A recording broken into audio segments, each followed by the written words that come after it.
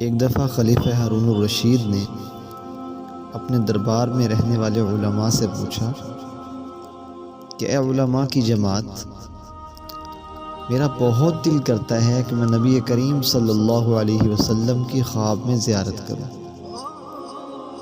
آپ لوگ مجھے کوئی ایسا مختصر عمل بتائیے کہ جس سے نبی کریم صلی اللہ علیہ وسلم کی زیارت یقینی طور پر مجھے حاصل ہو جائے، اور تمہیں ایک دن کا وقت ہے۔ اگر تم نے ایک دن کے اندر مجھے ایسا عمل اور ایسا وظیفہ نہ بتایا تو تمام علماء جو یہاں دربار کے اندر رہنے والے ہیں ان کو میں جلا وطن کر دوں۔ اب تمام علماء پریشان ہیں، آپس میں مشورہ کر رہے ہیں بھی کیا کیا جائے، کون سا ایسا مختصر عمل ہونا چاہیے جس کی وجہ سے خلیفہ کو نبی کریم صلی اللہ علیہ وسلم کی زیارت نصیب ہو جائے۔ تو ایک عالم نے کہا کہ کل جب دربار میں وقت مقررہ پر جاؤں گا تو آپ لوگوں نے خاموش رہنا ہے، میرے پاس ایک حل موجود ہے۔ سارے علماء نے اتفاق کیا۔ جب مقررہ وقت آیا تو خلیفہ ہارون الرشید نے علماء سے مخاطب ہو کر فرمایا کہ بتاؤ کون سا ایسا وظیفہ ہے، کون سا ایسا عمل ہے جس عمل کی وجہ سے مجھے نبی کریم صلی اللہ علیہ وسلم کی زیارت نصیب ہو جائے۔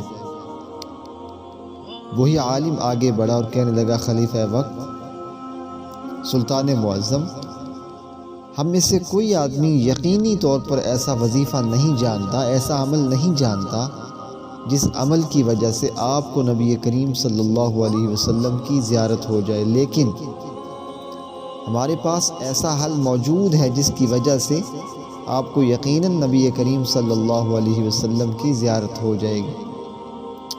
خلیفہ ہارون الرشید نے فرمایا بھی بتاؤ کون سا حل ہے؟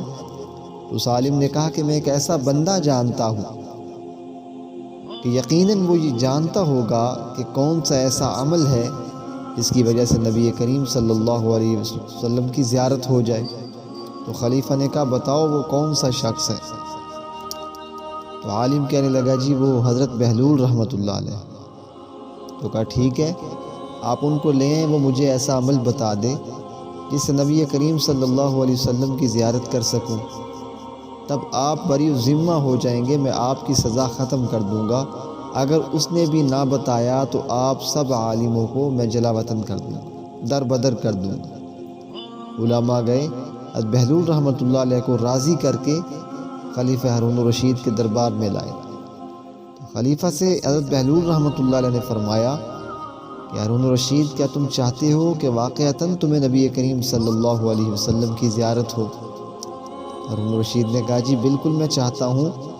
حضرت بہلول رحمۃ اللہ علیہ نے فرمایا کہ اچھا میرے ساتھ وعدہ کرو، جو میں کہوں گا تم اس پر عمل کرو گے؟ تو ہارون الرشید نے کہا جی بالکل وعدہ کرتا ہوں۔ تو کہا کل دوپہر کو 12 بجے تک تم نے کچھ نہیں کھانا، پانی تک نہیں پینا، اور کل 12 بجے میرے گھر آ کر مجھ سے کھانا کھانا۔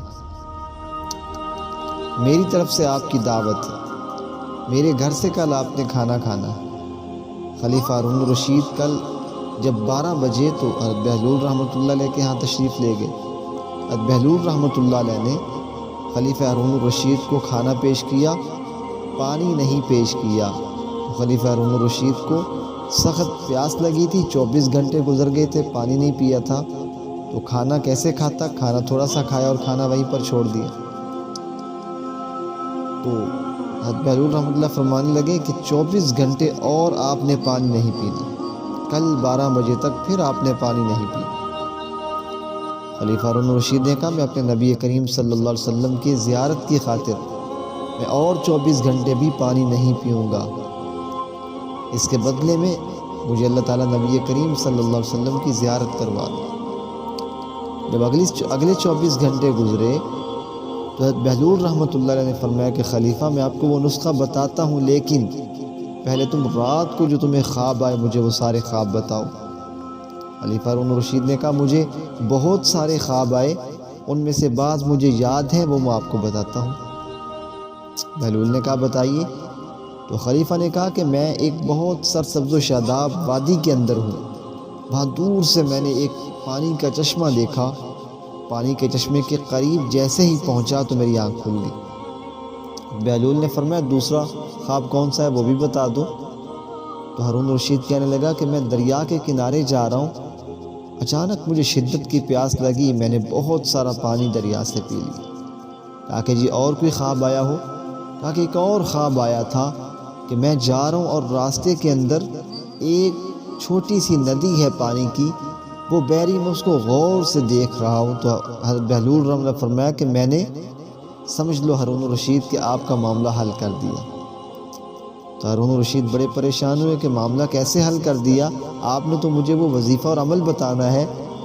تو حضرت بہلول رحمۃ اللہ علیہ پر قربان جائیں فرمایا کہ ہارون الرشید تمہارے ذہن کے اندر پانی تھا، 48 گھنٹوں سے تم پیاسے تھے، تمہارے ذہن کے اندر پانی تھا اور مسلسل تمہارا ذہن پانی سوچ رہا تھا پیاس کی شدت کی وجہ سے، جس کی وجہ سے رات خواب کے اندر بھی پانی آیا۔